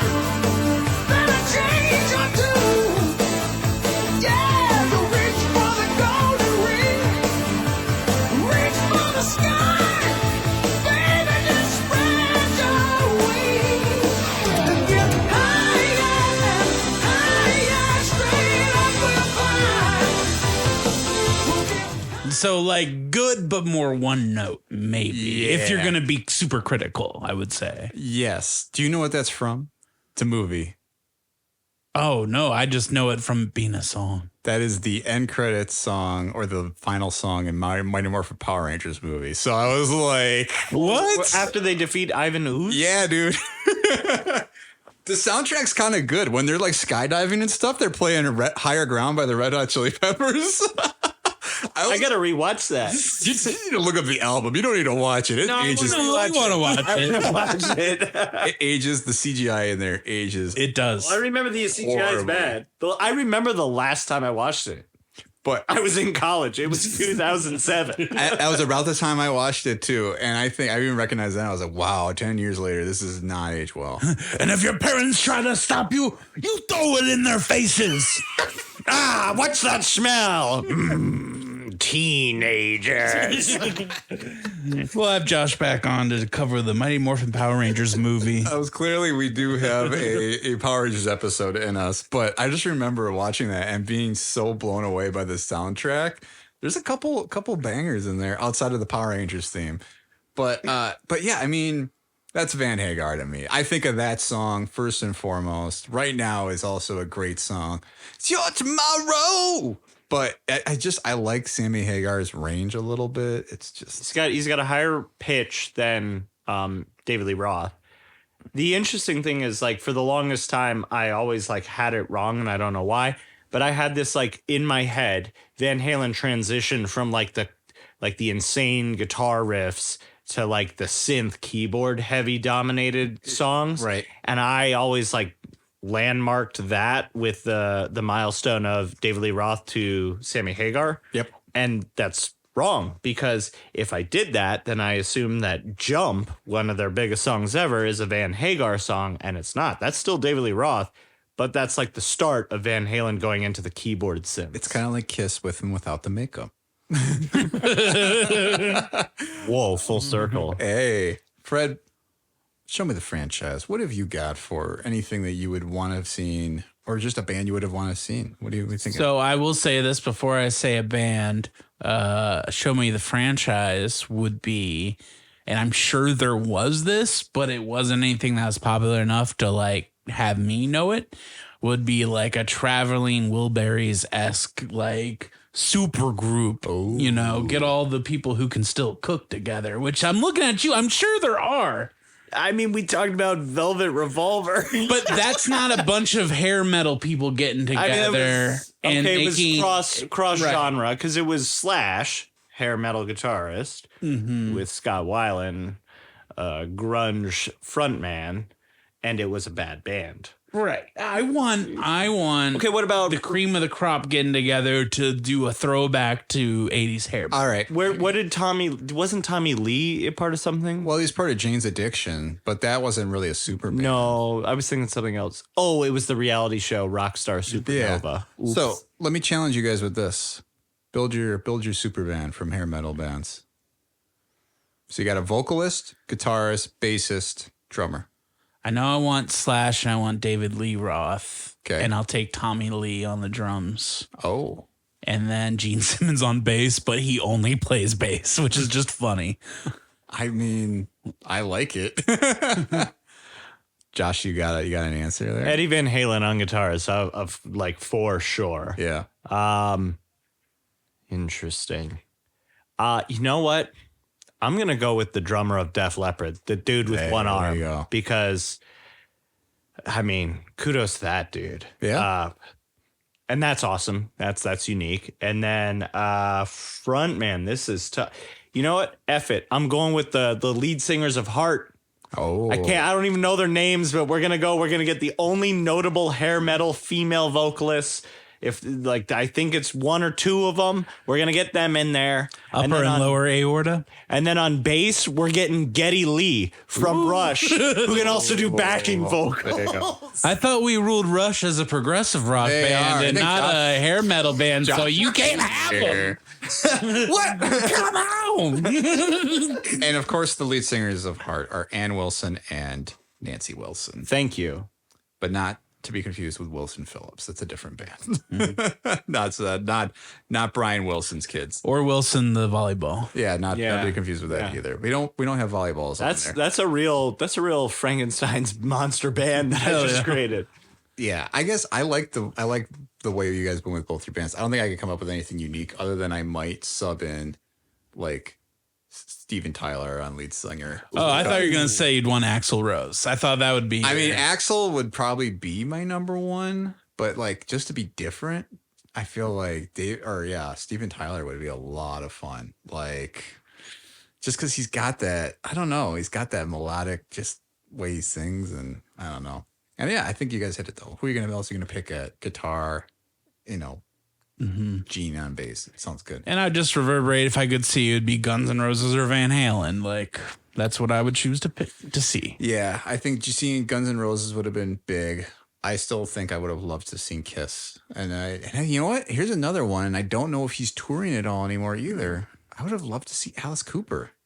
And I think he's kind of all about his radio DJ, like on XM radio. And He'll all still that now. tour though. Yeah, which I think he'd be a lot of fun because one, his 70s songs are great, but he also has a great 80s song too. And man, it's just, But maybe that's our good segue to get to our power rankings this week, guys, and talk about who are the top 3 bands that you would rank from the glam metal, hair metal era, since we have so clearly defined it. Have we clearly defined it? I don't know, but have we covered everybody we should be talking about? I know we have talked about a lot of different bands, but we've talked about... there's a lot of those ones that were kind of like on the periphery, like Dokken and like Poison, probably not periphery. Poison was a bigger deal, but I had never really... Thank you for reminding me, Josh. Yeah, we forgot about Poison, which is, We forgot about Poison. But we also did forget about Dokken, which is the one band I always thought of when I talked to Fred because it sounds like Dakin. And I appreciate any plays because I get royalties. All right. So we got to give one. This is Dokken because I have mentioned this at least 3 times on this podcast in its lifetime. In my dreams, it's still the same. Your love is strong, it still remains. That 80s drum, Josh.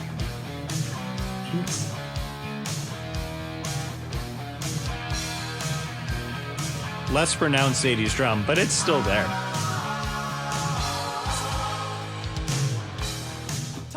Fred, that's what I've been referencing. This is finally the episode relevant to that band, Fred Dokken.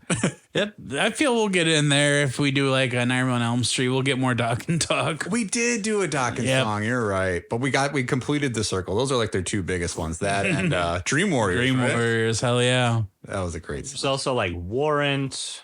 There's Winger, as made famous by Beavis and Butthead, sort of. I thought you were gonna say Deborah Winger. Oh, not quite.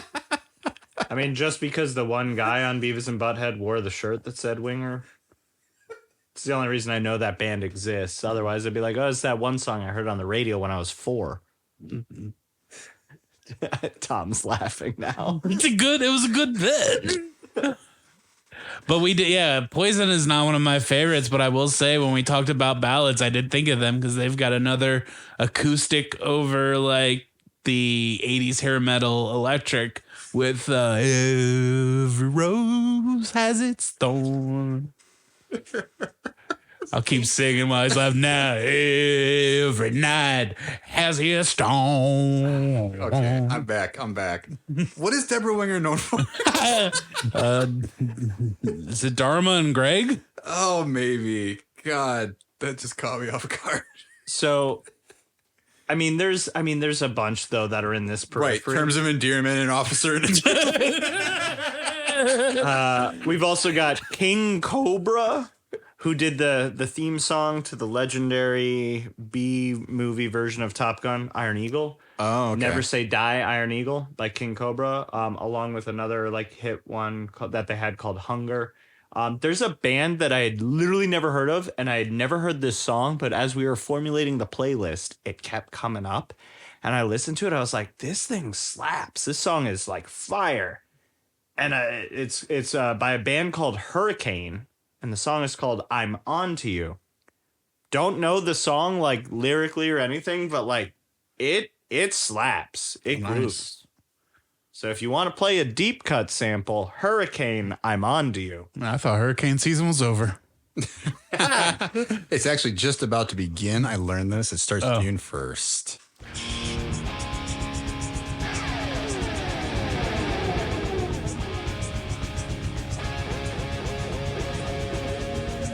This video, I don't know, you guys can't see it great. It looks like the Lick It Up video. 80s drum. So you're telling me if I just learn one drum like line, like I You got to get your fills down though. If you can do fills and that beat, you're golden. Because they all have sick fills, all these songs. Like,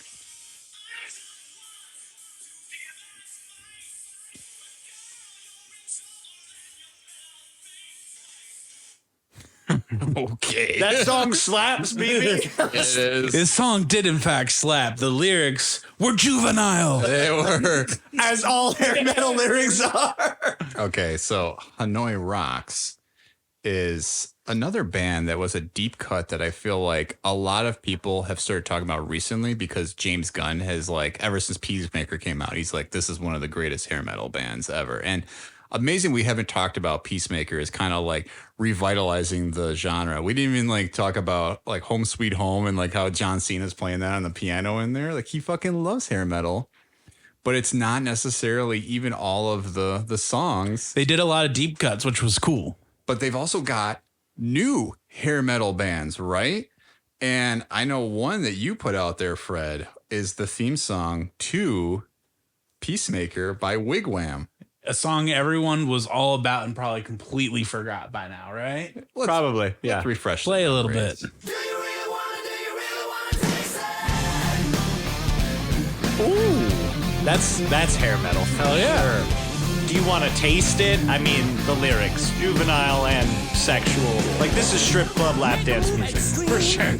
Shortcut to your dreams. I blow straight through the stars on that flying thing. Getting high. Getting so blind games. Pikachu, Chickapoo in the world beyond. Gotta be. It's a great tune, and I feel like that opening even made it all that better. That song came out in 2010, which. But, like, could you... does it just feel like it's a...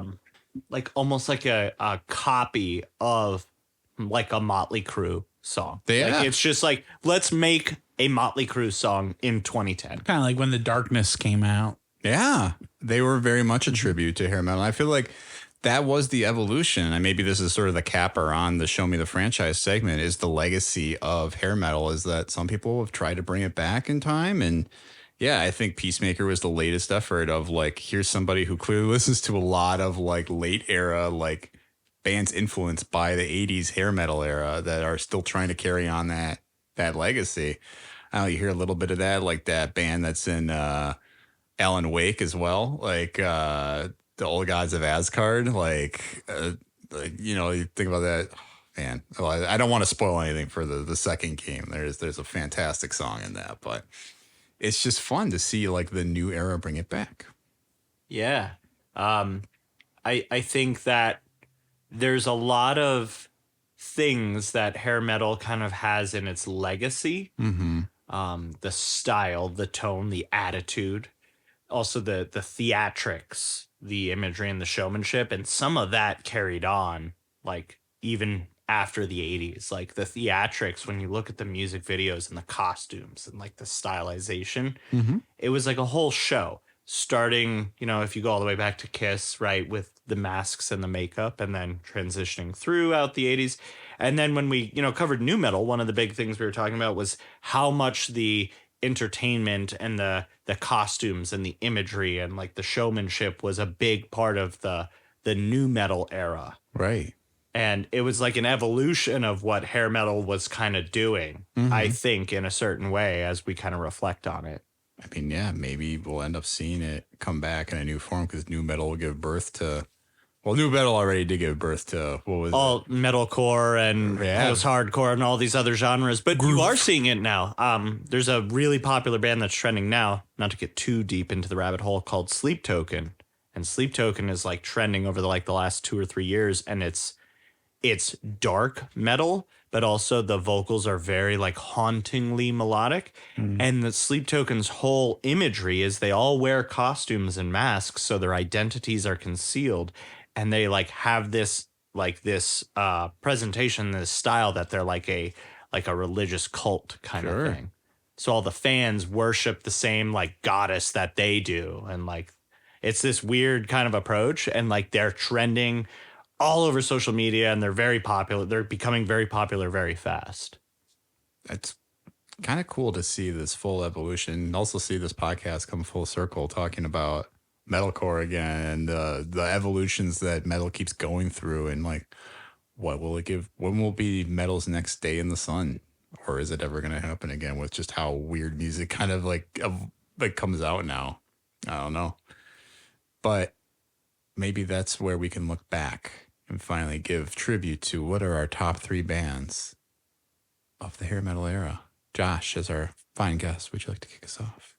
Yeah, I think number 1, and I remember asking this question when we were first discussing the idea of doing a hair metal ep. Van Halen. I've given a lot of credit to Eddie throughout this episode. I had the pleasure to see them back in 2012 with Kool and the Gang opening, and that's a very memorable concert experience for me. And Eddie is one of the greatest guitarists in my mind. So Van Halen, my number 1. I don't consider their entire discography to be the hair metal style, but love Van Halen. Can't get enough of it. Some of the best guitar work of any rock band, I think, we've ever seen. So Van Halen, number 1. Number 2, Def Leppard. I know I've been like the only one of the 3 of us like singing their praises, but man, that was like a revelation for me seeing them live at Summerfest. Always, like just when you go to a concert, you're expecting to see one band, and that, like this band that you're excited to go see, and then the opener that you've never heard of just completely surprises you. And like, that's always like a really awesome experience. While I had heard of Def Leppard, it wasn't like I'd never heard of them before. I went in being like, I'm not going to care. And it was like, it stole the show. It was the highlight of the night. And ever since, I've been like, I can get down to Def Leppard. Yeah. And they got like 2 really good albums, multiple banger songs. Photograph, one of the best like rock songs, I think. of the 80s period. I didn't talk about it all episode, but Photograph, that chorus. Ooh. Well, let's listen to a little Photograph. I feel like we listened to quite a bit of Van Halen already, so we'll just give people a little extra taste of Def Leppard.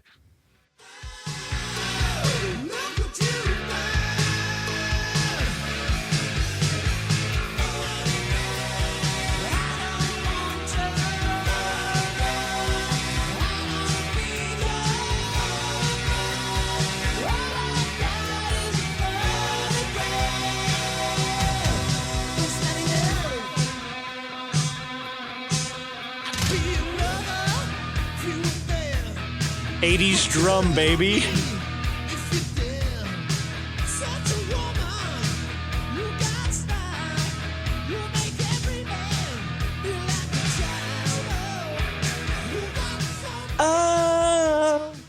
There's the one thing about 80s drum is I think it gives because of the tempo of it, it gives room for the guitars and the lyrics to breathe in the gaps between the drum strikes. Sure.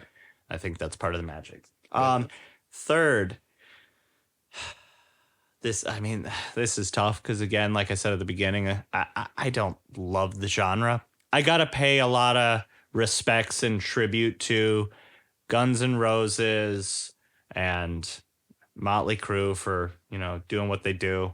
But I'm going to go with Bon Jovi. Ooh. Because Bon Jovi, I grew up with Bon Jovi of like the late 90s, early aughts. Like Fred and I were talking earlier about It's My Life. Like that was Bon Jovi to me. And I remember when I asked for the latest Bon Jovi album for like my birthday or Christmas from my mom, and she was like really excited. Mm-hmm. And she got it for me and we listened to it in the car, and she was like, "Oh, this is a little different from the Bon Jovi that I know." And then she played me some of the old, stuff. And, I just never really like put two and two together like growing up because I never saw the music videos and I didn't grow up in that era. But like kind of going back to it, like, whoa, it's a different vibe. But all the original hits are like bangers. They're classic and they're great. So yeah, I did see Bon Jovi. I don't know if I told you guys that. There was I totally forgot that was the other hair metal band. I was like, wait, there is one more. And then I remembered, yes, I saw Bon Jovi. Goo Goo Dolls open for him. That checks out. Yes, it did check out. I'll describe the whole show as fine. I was not blown away. I was also, because I saw him in 2004, I think. It was fine. It was fine. Yeah. It was exactly what I expected. They didn't blow me away, but they didn't disappoint either. So. Yeah, and that's where I was really struggling on this third one. Like the first two, I'm very adamant about. The third one, I feel like is the third slot for me is interchangeable with a lot of these bands. Mm-hmm. So I give a lot of kudos, a lot of credit. But Bon Jovi, I think, like I like all his music. To me, it stands the test of time a little bit better. Mm-hmm. I have fun listening to Motley Crue. I don't consider it good. Yeah, I hear you. There's that. And then I'll throw in this random honorable mention, and you may not even think it's hair metal. We didn't even talk about them. Europe. Oh, of course, The Final Countdown. If you haven't heard of that song, we'll spare everybody. I want to give some time. You know The Final Countdown. It's the final countdown. Do-do-do-do. Do-do-do-do. That's all they need. Good picks, though, Josh. I like it all, and I think Bon Jovi is a good final pick. I like it. Fred, do you want to go next, or you want me to? Sure, go? I'll go next. Okay. We'll be doing some repeating, I think, but number one for me is gonna be GNR, Guns N' Roses. Yeah. Mostly, and the reason why it gets the number one spot for me is I think I mentioned it before. Appetite for Destruction is a wall-to-wall banger album, and not many of these hair metal bands can claim having a full album that is wall-to-wall listenable. Yeah. Agreed. I would definitely agree with that. I'm going to also say Van Halen. I like the really upbeat, cheesy Van Halen. Like I like Dance the Night Away a lot. I think that's a very fun song. And then number 3, I gotta give it to Wild Stallions. Wow! Whoa! That's an awesome pick, Fred. God gave rock and roll to you? I mean, their music literally saved the universe? Okay, just because we need one more Kiss song in here, I'm gonna play that one. Oh yeah, I forgot that they didn't make They didn't. Wild Stuff wasn't a real band. That's kind of a movie franchise. Yes, of course, Bill and Ted from Bill and Ted's Bogus Journey. With the Reaper, the Grim Reaper. With the Grim Reaper in their band. They are the Wild Stallions. We'll save it for our Bill and Ted episode eventually, but...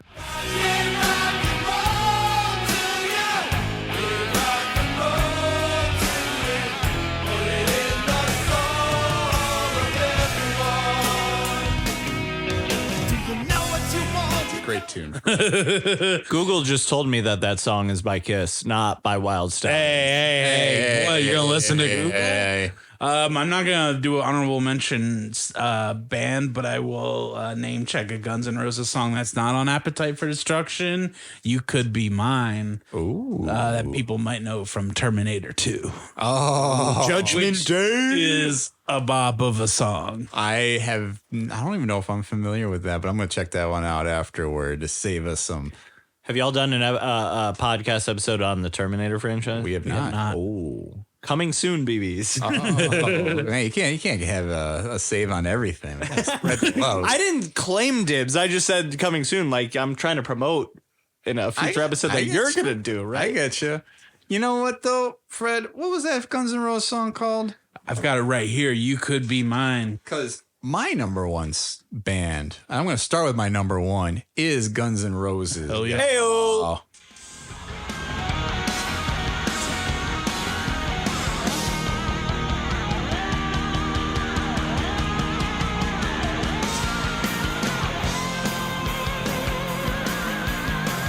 This is a good tune, Fred. 80s drum. Just listening to Slash Shred.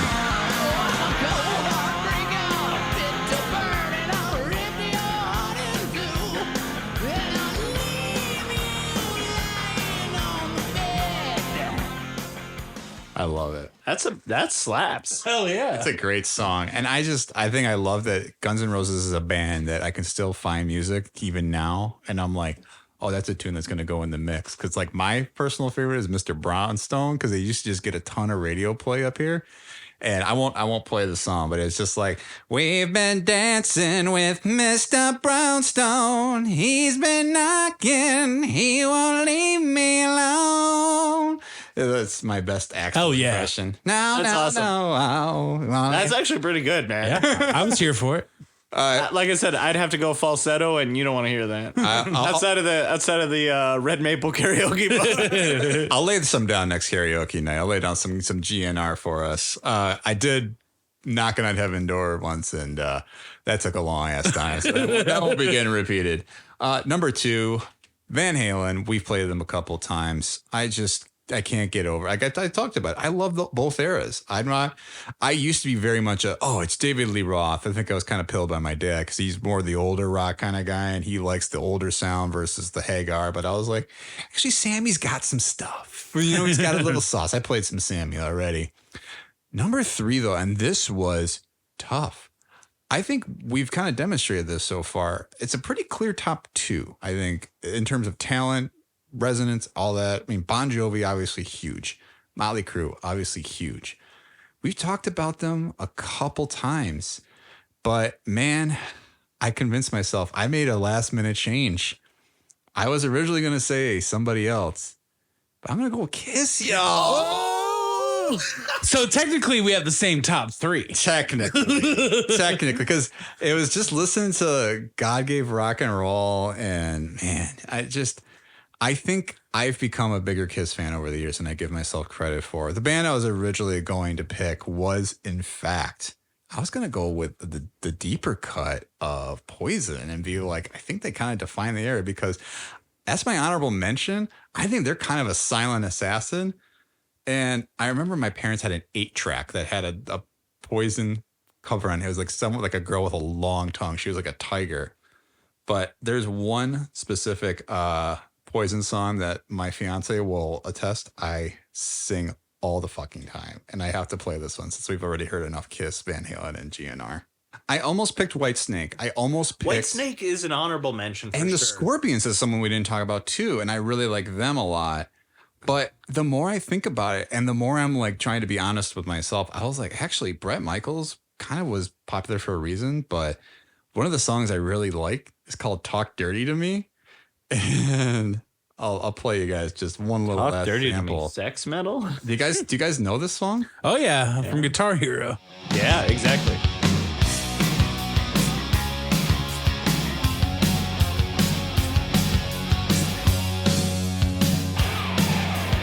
'80s drum. You know I never seen you look so good. You never act the way you should. But I like it. And I know you like it too. The way I want you. I gotta have you. Oh yes I do. I never. behind the bushes until you're screaming for more. Down the basement like the cellar door. And baby, talk dirty to me.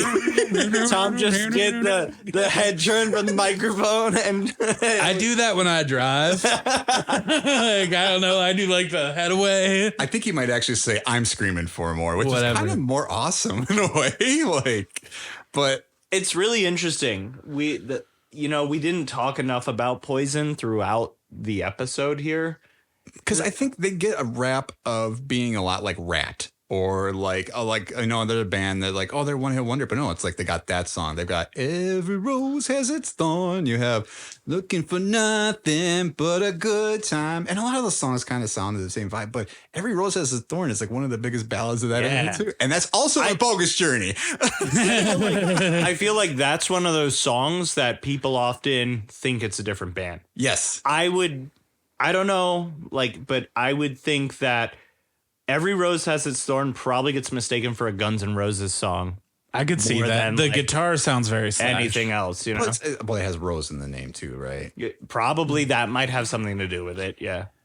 Every gun has a rose. Hey! Just like every night has its name. Ow, ow, ow, ow, ow, ow. Every rose has a thorn. Okay. All right, guys. I think that's it for us today. Thank you for all coming to our show tonight. You guys can find our band t-shirts at the door. Don't forget to rate and review the show. You know, find us on Patreon. We have a new Patreon. Sign up for $1 a month. It's not that much. And we got some great content over there for you. You can find us on Facebook, Threads, Instagram, YouTube. Yeah, YouTube. That's the other one. And X, formerly known as Twitter. And this was just sort of a random segue that I just got into like our end of the stuff because I jumped right over the fact that, Josh, do you have anything you'd like to plug before we get to the end? Check out the Interchange Theater in Milwaukee. I'm one of the artistic directors at the theater. We put on shows every Friday and Saturday. We teach classes for long-form improv, sketch comedy, musical improv, all kinds of stuff. We have shows all the time. If you're ever looking for a show to go see and you see Action News Tonight, that is a show that I've created out of my brain, and I have a wonderfully talented cast that performs in that show. It's an improvised news parody, so if you like The Daily Show or Anchorman or improv and comedy in general, come see that show. Sounds great. Go to theinterchangetheater.com for more information. Fred, anything you would like to plug? Well, I'm probably just going to let you plug the podcast. I will say May 31st. I don't have the venue yet, but I'll be performing with Stein Improv. You can find them on Facebook or Instagram and find out where that's going to be. I would guess it's probably at Comedy Sports. Could be at the Interchange, but probably Comedy Sports. Check it out at comedysports.com or to look for Comedy Sports on social. And same with the Interchange Theater. Lots of great improv comedy going on in the city. I've already plugged the podcast, Fred. I kind of went in there because I talked about the band t-shirts, pick up our CDs at the door. You know, we might be on for an encore here, but the encore that we will find out is our next Patreon episode. We'll plug that right now because we're talking a little bit more about wings. We got some wing treats for you guys. Next Main Feed episode. Stay tuned for that. But Josh, thank you so much. Thank you for coming having back. me. I appreciate it. This has been really cool getting to close out the what is now a trilogy of metal music episodes of what started as State of the Franchise and has now evolved into Show Me the Franchise. It's been a pleasure. Thanks, gents. Thank you. We really appreciate it. Thank you all for listening. And don't forget, Wild Stallions for life. Just charge my phone and drive listening to you. And what they taught you about will always be up to you. We're gonna do one more episode. All We're right. gonna do one more episode. Let's get into it. Here we go. We got our next one now. Josh, so you wanted to talk about Power Rangers, right? Or is it Terminator? Or Terminator, and we got to tie it back into metal music somehow. So industrial, I don't know. Isn't Terminator heavy metal? Heavy metal.